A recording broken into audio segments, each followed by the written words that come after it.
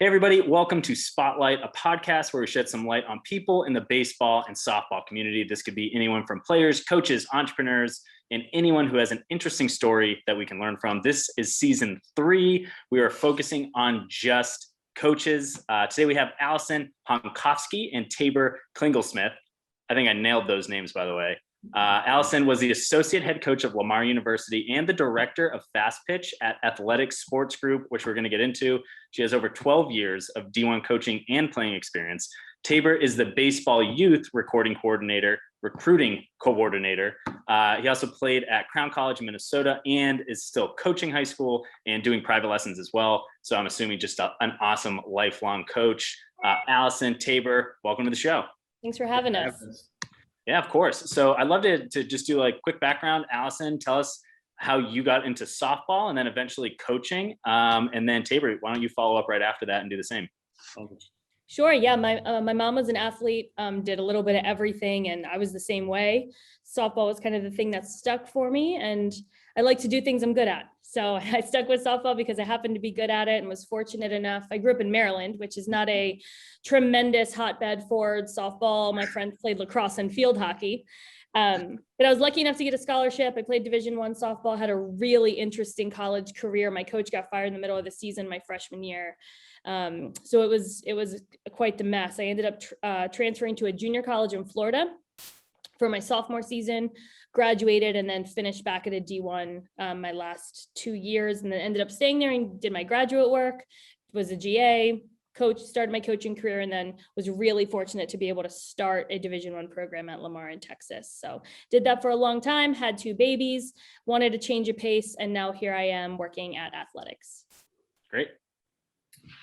So for me, kind of like Allie, just more or less, this was something our whole family did. Everybody played baseball, everybody played softball, until, of course, it ran into my nieces, but we'll get to that at a different point. But so, yeah, basically just ended up in Crown College, met my coach, Coach Mike Gametro, and really, man, he just stirred me up. And so after my freshman year, I actually ended up coming home, and I knew that I wanted to be a coach. So I knew that was the route that I wanted to take. So I put myself in positions coaching AAU teams, giving lessons. Then I actually met Coach Spug, who was here with Baseball Youth Elite. And then I got involved with coaching Baseball Youth Elite. And it's just been, that's all she wrote. I loved it. And these kids are amazing and love giving back. Man, that's awesome. I do want to give some context into what Athletics Sports Group is, because people might not be familiar with athletics, but they're probably familiar with baseball youth. So either one of you, if you guys could jump on, just give us a quick, little background about athletics and baseball youth, and just like how, like, there's so much that goes into athletics and so many amazing people that you guys work with that I've got to know over the years. So if you could give us a little background on athletics and baseball youth and like everything that you guys do. I'll touch on it a little bit. Tabor is fortunate enough to just love on baseball youth and be able to focus all his attention on that. I am not in that boat. Yes, I'm the softball director, so I oversee our softball nationals, which is a week-long team event. I also oversee softball youth, which is, the mirror to baseball youth. But we have Game Day USA softball that's out of the Chicago area. Then we have baseball nationals, and I have moved into a position where my title may say softball, but I pretty much oversee all of our brands out of the Louisville office, which would be both baseball and softball nationals, baseball youth and softball youth. We also have Versus, which is your standard weekend team events. And we have Pastime Sports, which is for your upper echelon recruitable age kids. They're out of Carmel, Indiana. So we do a lot of different things and have a lot of different companies under our umbrella. But Tabor's lucky enough that he gets to devote himself completely to baseball youth, and he gives a lot of love to those boys. That's awesome. And baseball youth has so many tournaments, so many players. I mean, Tabor, can you speak to just what baseball youth is just for a second, just so people kind of know what you're doing on a daily basis? Yeah, so baseball youth is pretty much where we have 2 events. We have our All-American Games, which is where we have online nominations where, kids submit videos from across the country. So 50 states right now is where we're at with kids for All-American Games. And then what we do is we transition those kids from All-American Games when we take the best of the best, and then we put them and plug them into our Baseball Youth Elite team, which is where we take those baseball players and go play in high-level tournaments across the country. Awesome. Great. So it sounds like, you guys, Tabor, you're on the recruiting end right now. And Allison, I actually read a little article from your old head coach at Lamar from Bruder, right? And she quoted saying, you're a tremendous recruiter. and you're also excellent at practices and game situations. So I'd love to talk to both of you guys about recruiting. So recruiting is kind of an unknown art form. It's like once you have great people, then maybe, you know, with a little bit of talent, then you can kind of mold them. So yeah, what do you guys look for in great recruits in terms of, you know, personality and just kind of them as a person? And I think I want to take out one piece of this, make it a little harder. I think everyone works really hard. And I know there's like outliers who are like crazy hard workers and you're like, this person's just going to do whatever. But, you know, I think when you get to your level of coaching, you know, a girl's playing D1 softball, you know, she's already a hard worker. That's already a given. She's already talented. That's already a given. So what are these other intangibles that make someone a recruit that you just want to work with and mold as a coach? That's such a great question. I think it's a little bit different, obviously, with what we do now in the youth space and what I've done previously at the college level. But you're right, everybody's a winner. And everybody shows up thinking they're going to be a winner, right? So you have 20 Division I softball players who all think they're really good and have been really, really good. Otherwise, they wouldn't be there. So I think it's working really, really hard to find people that can learn the best from your coaching style. I'm not for everyone. Coach Tabor isn't for everyone. And I think if you allow those athletes to really get to know who you are, it can answer the question for them. Not everybody learns the best from coaches like me. I'm super passionate. I'm super intense. I'm loud. Doesn't mean I'm yelling. But those are things that I think I wanted to, an approach I took a lot was I really allowed them to get to know the real me. So that way, when they showed up on day one, it was no different than the same coach that recruited them the whole process. And then you have less transfers, you have less kids leaving, you have more trust with your athletes. And that's when you can really get moving in the right direction. Yeah. Awesome. And I mean, that's all it is. Like I've also, you know, I coached and I played indie ball for a little bit, and like, I absolutely love coaching. Even with Plate Crate, all the kids that I used to coach, you know, while I was building Plate Crate, I was doing tons of lessons, obviously. Now they all work for Plate Crate, which is like amazing. So I still get to keep in touch with them, but it's like I have a gang of little brothers is kind of what I say. And it's always because I've treated them since they were 12, you know, like they were peers and not kind of looking down on them. So, you know, it seems like you're a really communicative, authentic coach, but would you add anything to your coaching style? If you could just go into what is your coaching style? And you obviously said you're authentic and you're building relationships first, but can you talk a little bit more about that? Yeah, I mean, and I think that Tabor could probably give a lot of insight on this. He just actually got back from his first ever softball youth elite event. So I would love to hear his insight on the differences between like coaching our BY elite brand and then coaching our SY elite brand. But as far as actual coaching style, I'm incredibly tactical. So I think that I always surrounded myself with other coaches who did more of the motivating and did more of the, they worked so hard that the kids wanted to work as hard as they did type of thing. And I was much more a X's and O's, T work, defense. And I was a shortstop. I was a defensive player, sub 300 career hitter. So I love the infield and love teaching the defensive side of things. So those were kind of the focuses for me. Super cool. Yeah. Tabor, I mean, you got the mic. What was the difference between the fast pitch softball elite and BY baseball? Honestly, the biggest difference is, and what I realized is the only difference is the fact of what we think. Like you think coaching a girl is different than coaching a boy, and really it's no different. I've literally walked in, same style of coaching, high energy, high octane, just loud, loving on kids. And the girls responded, man. Like they loved it. They really took a lot away from it. And so it was really cool and neat, just because what I've seen is like with the girls, it's very, very much so easier to get them amped up, to get them to buy into the hype. Where with boys, you know how it is, man, 13-year-olds, 11-year-olds, they're too cool for school. They're just kind of going by the, you know, wayward. But definitely coaching the girls this weekend made me realize that like their energy is just unmatched when they're ready to buy in. Mm-hmm. Yeah. I mean, I when I used to do clinics, I was like, give me the girls groups over everyone. They're like better listeners. They're like more organized, like everything when you're in that like 10 to like 13 range. I'm like, the girls are just like infinitely better at listening and are getting way more out of this than the guys who are like, all they're trying to do is at the top of the cage. So I always love hearing the differences as kids start to develop and grow up. But I'd love to talk about, Allison, you said you were more of like a tactical coach. And Bruder said you were great at practices and game situations. I'd love to hear you take us through a practice at, a softball D1 level, because, a lot of people that listen to this, most of them are players, but they're also coaches. So I think if someone can take away one practice drill or one skill or a way that you're setting up practice so people can get the most out of it and the most impact from, their time on the field, I think that'd be great. So if you could just talk about what a typical practice looked like, that'd be great. Such an awesome question. Yeah, I actually have several of my athletes who are now coaching in college. And I think the big feedback that they gave, we always typed out our practice plans to the minutes. And I think a lot of coaches show up and, all right, today we're going to do this. So I think a lot of like pre-planning and making sure you're building on the days prior is really, really important. I'm a big advocate of no standing around.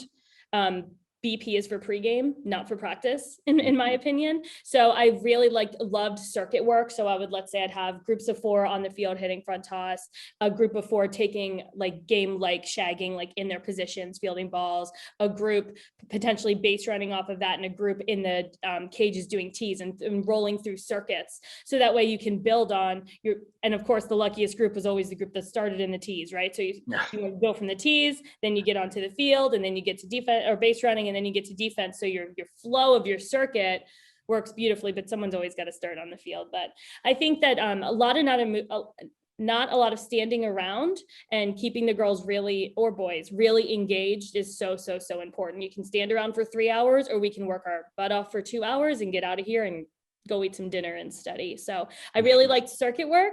And I really liked whatever game prepping, if you're in season, hyper focusing on who you're playing at the end of that week and molding your practice to your competition. Awesome. What is and this is just me being nosy, what's your go-to drill, your favorite? Because I feel like I was a middle infielder. I could just do, we used to have 4 fungos. So yes. we would just do 4 fungos all day. I was I could take ground balls all day. It's my meditative place, just taking ground balls. I feel what's your favorite drill personally? And then also what's the most bang for the buck drill? Let's do one hitting, one fielding. So I really love doing anything with baby gloves, training gloves, 9-inchers. And we fielded baseballs all the time, especially with those little, So I think the hops are different. The ball moves faster. So I really love doing full fungo with the baby gloves, and also just hands drills, rolls, quick arm slot, throwing drills to different bases, everybody rolling through. I think that is one of the best warm-up drills. And it just feels good, right? It lets you work on your hands. That's how you tell a true infielder. Anyone can field a live ground ball, but when you're able to get pretty and throwing off your back foot and doing all those things, that's when things really get wild. So that's probably my favorite infield drill, and it's a great warm up and gets your blood flowing and the girls are chatting and it's fun. The most bang for your buck drill, I love long tee, and seeing the trajectory of the ball when you hit is really important to me. So when you have girls lined up on tees that are hitting into a net 2 feet away from them, there's a time and a place for that too, to roll through drills. But I love long tee. So literally full open field, hitting long tee in your different locations, working maybe just extension, but seeing the trajectory of the ball and where they're landing is just so important to know what you're doing right and wrong. That I think long tee is an exceptional drill. I remember in college, anytime I was in a slump, I would kind of fillet balls the other way, and long tee was just the only solution for me. Totally. One, because no one wanted to go to the field at 7 o'clock at night and throw me BP, but you could always grab a tee and do long tee. I think that's a really, really big bang for your buck drill. It's super self-correcting.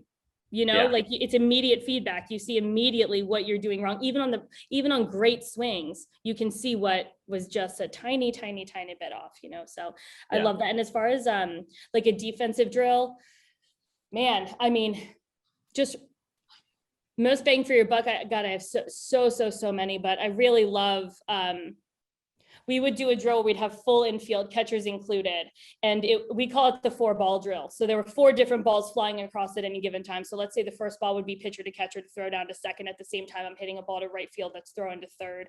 And it required a ton of communication, a ton of focus, a ton of paying attention, because if you weren't doing those things, you would get hit, but it's so many reps. So we would do 4-ball drill, 4 different active balls, and then we'd switch. So everybody was moving, everybody was doing something, and it was a really, really great warm-up drill for everybody to like get going. Friday mornings were pretty slow for our girls, so that was a good drill to get them started. That's awesome. Saber, how about you? What are your 2 best bang for your buck drills? Infield drill or defensive drill would definitely be the Dusty Baker short hops with the bat on the guys. I love that drill just because they get to see that hop off of the bat, and it's not something crazy. It's not taking 4 or 5 hops. It's literally one. Hitting, I'm definitely a soft toss kind of guy. I feel like soft toss teaches a lot. We work on getting out in front a lot. Best bang for your buck drill. I'm with Allie. I'm a circuit kind of coach. I hate sitting around. So anything that is a circuit is going to be the best bang for your buck for me, just because, like she said, it keeps everybody involved, but you're also working 4 or 5 different stages of the game at a time. So definitely anything that's a circuit drill is, to me, the best bang for your buck. Let's talk about, though, in the younger spaces, how coaches do not make the athletes toss each other. And I think that is such a disservice, because what happens is you end up getting to the 14-year-old range when you're going to college camp and your partner sucks so bad at tossing that you look crappy. Teaching somebody to care about the way they toss to their teammate is a skill. Mm-hmm. And it's so important. So like, if I can get another thing across to like younger age coaches, like let them toss each other, whether it be front toss or like, you know, side toss, soft toss, whatever it is, like make those boys and girls get involved. It will make them appreciate when they're hitting and vice versa, you know, and it's good for teammate morale too. Yeah. And honestly, I mean, it's just good for being good teammates. So yes. Like I, you know, when I had my hitting coach in high school, we would put the L screen on different sides so we could see the trajectory a little bit more. And someone complained, they're like, I can't throw a toss with my left hand. And he's like, you're a middle infield athlete and you're telling me you can't throw a ball 6 feet. Right. And I was like, I guess that's pretty true. So we actually learned how to throw BP lefty and righty, which I don't think was that like great throwing BP lefty, but it made us kind of think that, you know, you're helping your teammate get better by being good at toss. And as I personally progressed like through my career, what I noticed was if anyone ever asked me to do toss, which was a lot because I was good at flips, because I took so much pride in good flips, people would ask me to give them flips after a game or if they want extra work. And what happened was I had so many great conversations because it was just us in the cage. And then I got extra hitting. And then we just had this, I just got so much extra work in talking about hitting, being around hitting. Being a good flipper, that is like a really, really underrated skill. Heard it here, folks. Yeah, I mean, like that is really something I haven't thought about because I just always got so annoyed when people couldn't flip. I'm like, you're doing a bad job. Yeah, or you can't throw short hops. When you can't throw short hops to your teammates, like that grinds my. I'm same. I laid into some 12-year-olds in Florida. Dude, when I see these kids throwing short hops and it's like the biggest hop in the world, I'm like, what are we learning today, boys? Yeah. I mean, the other thing I would, if we're on the subject of kind of like little pet peeves or something that people can get better with, I think coaches actually too, if you don't have enough time between sets, like I think learning takes a little bit longer than 3-second setup between sets and just getting hacks, like hack after hack. I was a dry swing monster. Like I could take all dry swings all day, but if I do, 500 swings incorrectly, I'm just going down the wrong path. So that was another thing I think I learned from watching great players, softball players, baseball players. The best players took the least amount of swings. Yes. But they always took the best swings. And I mean, quantity over quantity, we always hear that. But I mean, is there anything else like that you see consistently on a coaching level where you're like, this is such an easy way to get your players better, but coaches just kind of blow over it? So yes, self-feeding in the cage, like self-feeding, long tossing yourself in the cage and being able to hit fungo, so unbelievable for bat control. Like I take the note from Patty Gasso at Oklahoma. If you don't know her, you should. One of the best coaches in any sport across man or woman. But all of her girls hit their own fungo.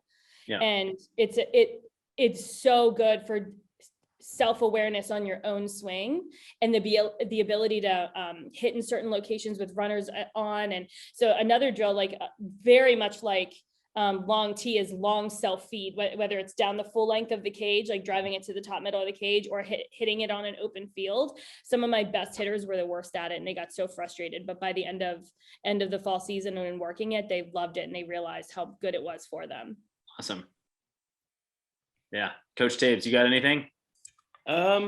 For me, I'm just going with the Coach Tabes, by the way, instead of Tabes. I don't know if hey, that's cool with you. Nah, it sticks, man. It sticks. My biggest pet peeve and what I would tell coaches is for me, if you're going to be positive whenever a kid makes, something that you don't want them to do, if you're going to be excited that they made that play happen, my biggest thing is you have to be able to love them through the mistake and then coach them up through the mistake, make sure they know how to fix it. Because I just see a lot of things, like, for instance, I had a kid, we were playing a team and kids stole home. They were super pumped, super excited. They couldn't believe it. Well, then they tried it again and got out. And I seen this coach lay into them. Mm-hmm. But my thing is, and I think everybody knows, especially you, Allie, you played some college ball, Josh, like, if you're willing to be happy about them, again, making the play, you have to understand that the mistake is going to happen a second time. Like, they're not going to be perfect every time. So coaching them and loving them through mistakes, because this is a game of failure. That's what I would challenge baseball coaches to, is just, hey, love them through the failures, make sure they get it. And, like I said, just they're kids. They're going to make mistakes, man. Yeah, no, I couldn't agree more. And it's like that person's mindset, they already know they messed up. They didn't want to mess up. Like, I would say if there's something they could have done, positionally better or tactically better, or something that you could physically correct. That's one thing, but just kind of laying into them arbitrarily for making a mistake, I just see no value in that. And I've seen that coach after coach throughout my career, and you get really scared to do the wrong thing. And in this sport, you can't play that way. Yeah, and I mean, I think it kind of goes back to, like, when you if you're a coach and you haven't played long enough, or you haven't coached long enough, and you just haven't seen that much baseball, I guess. That's the only thing you have to fall back on, is kind of, if things go wrong, get angry, because if you don't know how to fix it appropriately, then what else are you going to do but yell, because that's your way of fixing things. So, I mean, if you could take us through even more, like, take us through one of your conversations with your kids. Kid boots a ground ball at shortstop,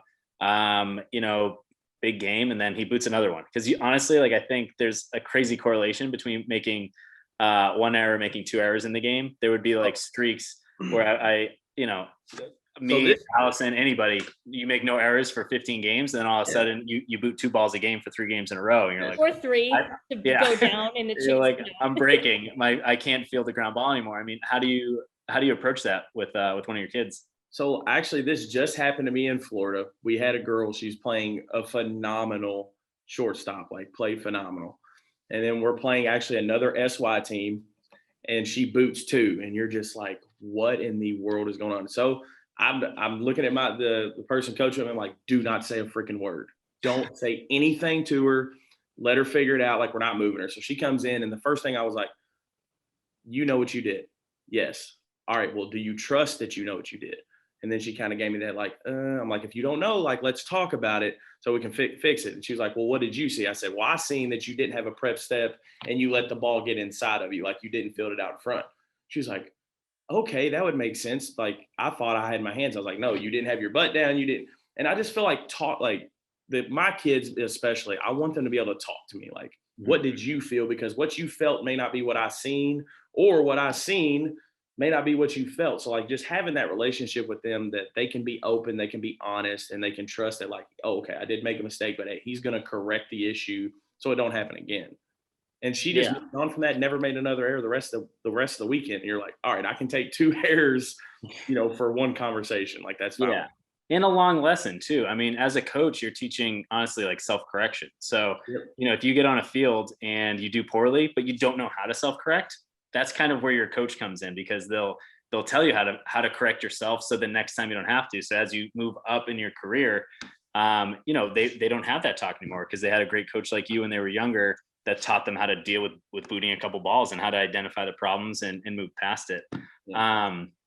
I would like to kind of transition into kind of data in baseball and softball. So last like 5 to 10 years, like, baseball, softball, everything's exploded with data, right? We're like overloaded with data. We have so much data. We're translating it into analytics. It's being used so differently. And I think, feel like the games have both changed. Like everything's changed because the data's right in front of you. You can't really argue with it. How it's used is a totally different story. So I'd love to hear the difference with softball, because I don't think I've actually I've asked this question to a lot of baseball coaches, and we talk about drive line and we talk about exit velo and launch angle and just looking at these data charts that we've never had before. But what do you think that Impact's had with data on softball, and how is that data being used, in a positive light and in a negative light? Yeah, I mean, everything you just mentioned is the exact same on the softball side. Cool. If I see a 12-year-old kid now without a blast sensor on the end of the shocked. It's nuts, and it's such a beautiful tool. But I feel like especially in the lesson space, we're really, really getting to a point of abusing it, because the problem is we see these numbers, and frankly, there are numbers that I don't know what to do with them. And if the athlete if the coach doesn't understand them, you bet the athlete and the parent doesn't understand them. So I think there's a real gap in the education between what we're seeing and what numbers are being spit out to us and what we actually do with those numbers. And I am not an incredibly numbers driven. All the tech stuff is really amazing, but not something that I ever really grabbed hold on the way that I probably could have. But really, I feel like when you get especially to the college space, so much of it is they're good already, and so much of it is making them feel like they're really good and being able to capitalize on those things. So I think it's a beautiful tool, but I think there's a huge gap in the education process that we're going to start to see really bad habits because of these launch angles and exit velos. And I don't care if you can hit 85 exit velo off of a tee, that's still. Yeah. You're strong. That's great. You're strong. You can probably bench more than me. But what does that actually mean when it comes to hitting real pitching? So that's kind of my take. But looks like softball is going the same direction as baseball on all of those fronts. Yeah, I agree with you, Allie, though. Like even in the baseball space, we rely way too heavily on launch angle and exit velo and this and that. Like I love home runs. So let's not act like we don't love it. Yeah, I love it, but I definitely think there's different approaches to getting to that point than just understanding the numbers. Like, I need a kid that gets on base. I could care less if you're batting 298. Like, gosh, these freaking launch angles and stuff, they wear me out. I just saw a really great tweet. I'm sorry to cut you off. No, go for it. I saw a really great tweet about how we look at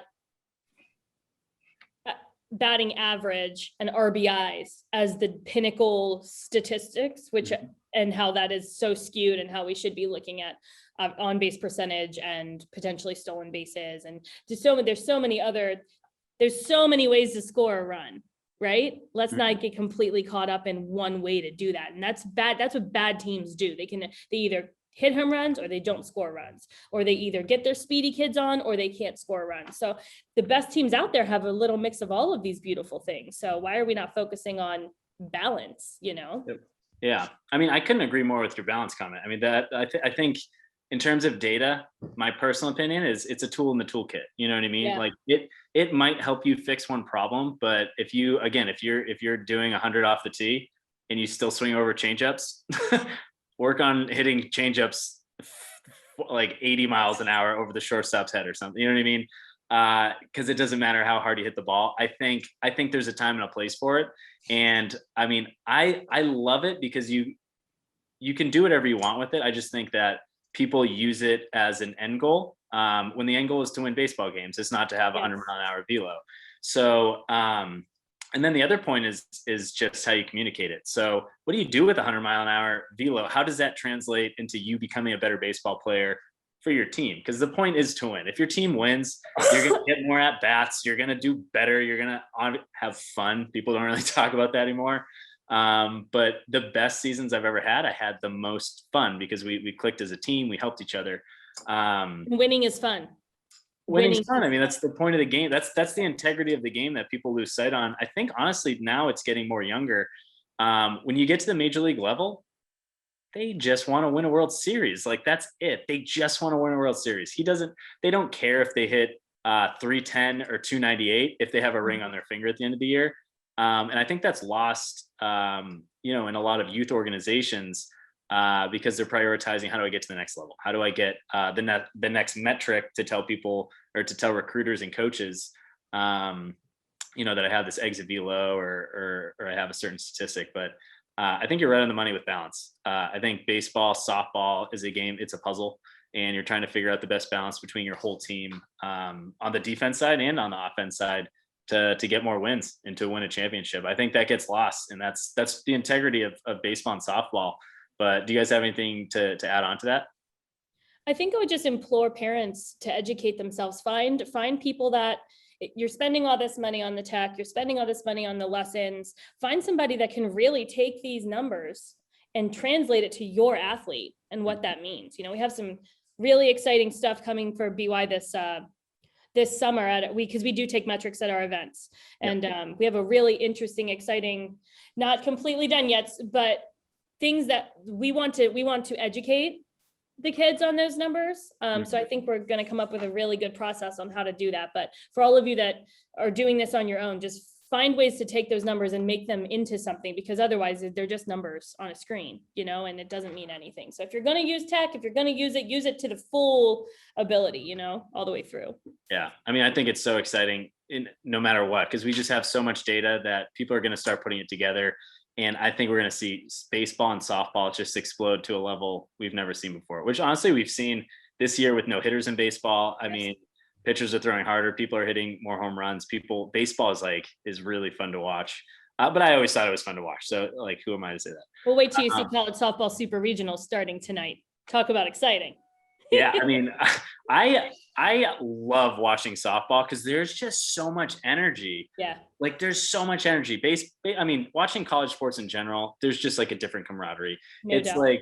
It's so genuine and authentic, and you're just seeing people in their primal baseball and softball states. I just love watching college baseball and softball, especially Isn't it this Saturday, Oklahoma and Washington play for the first time on ABC? Yep, that's right. Really, really big deal. It's awesome. ESPN obviously have always covered it, but yeah, this will be the first really mainstream network that is running a super regional game. It's super That exciting. Is so cool. Yeah. It's going to be a good one too, man. I tell you what, it's going to be a good one. That's awesome. I have a couple more questions and then we can wrap it up.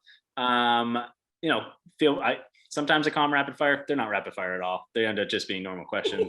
In regards to coaching specifically, what's one thing that you've changed your mind on in the past year? I know for me, it's going to be the appropriate age to throw a curveball for baseball. Good one. Just because I was on a podcast actually with a guy that we have in our company, Rick Golf, and he actually told me a story about this pro guy who was like, all right, hey, we're going to show your, 11-year-old kids how to throw a curveball. And he's like, no, absolutely not, which that's, of course, the way that I tend to lean toward. Yeah.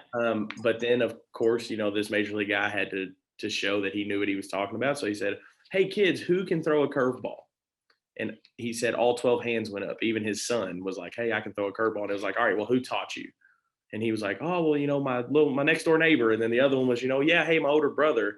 And so he, basically, long story short, guy goes into, if we don't teach these kids at the appropriate age, to throw it the correct way, to not hurt their arms, somebody is going to show them the wrong way, and they're going to end up hurting themselves in the long run.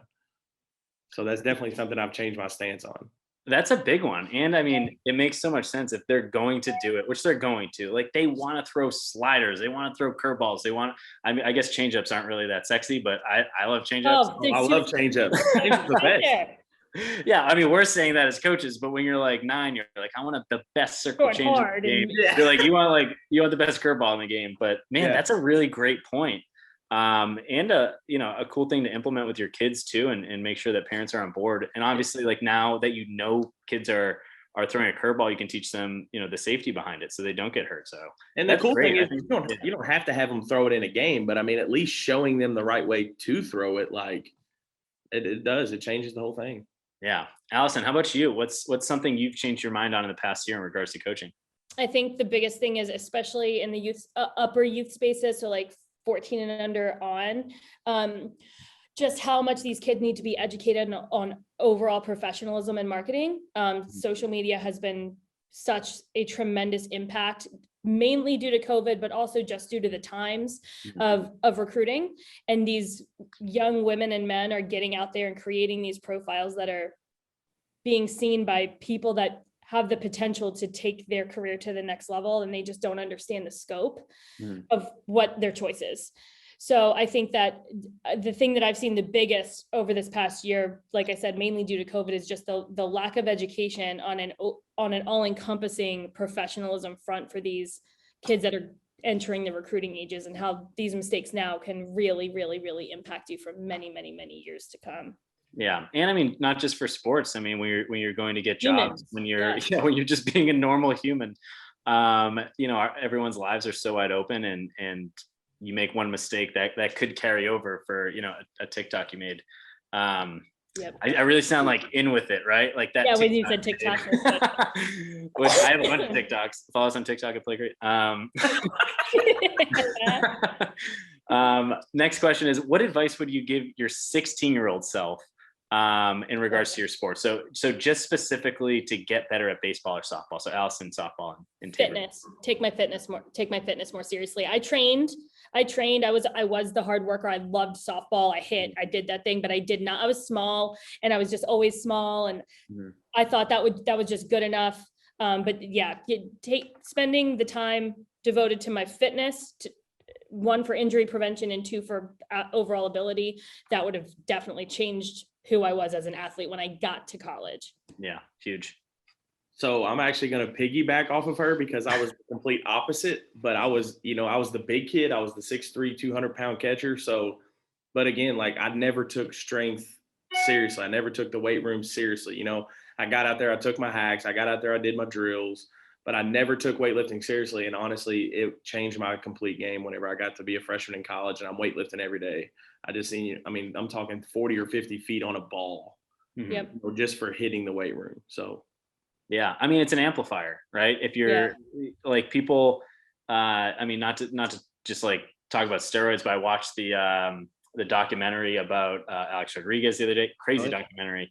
But like the whole time, like you're Barry Bonds, you're A-Rod, it's an amplifier. These people are incredible at what they do. They cheated, but what they were incredible before. They were incredible before. It's just amplification. You can do that obviously naturally in the correct way and learn how to do that, and it adds to your sport and your craft. Like softball is a craft, baseball is a craft. It's your art form. It's what you're doing. There's so many different components, and the people who last the longest the healthiest. are the people who are healthy. Yep. Yeah. I mean, if I think what got me started on my me playing any ball, someone pulled their hammy. Someone pulled their hamstring. I was available. I flew down for a 10-week contract or a 10-day contract, and they kept me because I did well. And I was like, that kid pulled his hammy, and that started everything for me. So, yeah, I mean, I would probably say the same thing if I were you guys too. It's a life skill. Yeah. It's a long-term life skill. You have to live. There's this big social media thing going around right now. There's a girl in a bikini. I can't remember what her name is, but it's about to all the former athletes and like learning how to love your post-athlete body and all this stuff. But those are the fitness aspect, the nutrition aspect. Those are life skills that stay with you. So if you're not doing them when you're in high school, it only gets harder, I promise, after 2 babies when you're 35. It does. All right, last question. This is the billboard question. I'm going to ask it specific to coaching again. So if you had a billboard that could reach, millions of athletes, it could be softball and baseball, all athletes, and you had a small message, non-commercial, to put on that billboard to get the message out, what would your message be? Be a good human. Great. Why? Yeah. Being a teammate, you're a teammate first, right? I mean, you could get hurt, you could get injured, your coaches could leave, all of these things could happen. And if you're a good human, that means you work hard. That means you're a great teammate. That means all the things that everything else falls into place when you just shut your mouth, keep your head down, and be a good person. I love it. Yeah. Coach Tabor, how about you? Mine would just be, sort of along the same lines, but love and positivity wins. You got to love everybody through it, and you got to stay positive, because this sport's for failure. Yeah. I think those are 2 great answers. I think everyone should walk away from this podcast with the absolute minimum, walking away with love and positivity and the goal to aspire to just being a good human, which you should do if you're not an athlete as well. But I think it's kind of that selfish altruism where if I'm great and I'm a good person and a great teammate, I'm going to make everyone else better, and then they're going to make you better as well because they feel compelled to do that. So I think that's the best advice that you could give. But guys, thank you so much for coming on. That was really great. I think no matter who you are, if you're a player, if you're a coach, if you're a recruiter, anything, you're going to get something out of this. The mic's yours. If you guys want to talk about BY, if you want to talk about athletics, if you want to talk about anything, give plugs to the channels, go for it. But I mean, just thank you guys for being on. This was a ton of fun. Yeah, thanks so much for having us. Tabor, you want to just give a little bit of insight on maybe what we have going on this summer for BY? Yeah, so this summer we actually have All-American games in 5 different locations. July 25th to the 28th, we have Reno, Tahoe, which is in Nevada. July 29th to August 1st, we have Kentucky, which is in E-Town, Kentucky. The next one, I believe, is Ocean City in Texas, which will be held August 5th to the 8th. And then our last one will wrap up in Myrtle Beach, August 12th to the 15th. Definitely go give us a look on baseballyouth.com, and you can nominate your player today, and we'd love to have all of you all out. Awesome. Guys, thank you so much. Appreciate it. Thanks, Josh.